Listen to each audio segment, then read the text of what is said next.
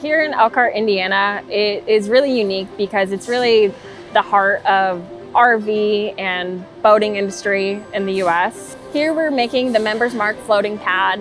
We're actually manufacturing this right here in Elkhart, Indiana. So our team from start to finish is working on making this such a high quality, durable material that can be used time and time again. I am very thankful for Sam's Club and that partnership, especially someone like Sam's Club that is a very well-known name. Just having to get our product there is a really great accomplishment. We have such strong relationships between our employees. They really do feel like family members. It's the community inside and the amount of caring that they do and the caring that they have for the products that they make. They're not here to collect a paycheck. They're here to produce a product. They're here to produce a memory.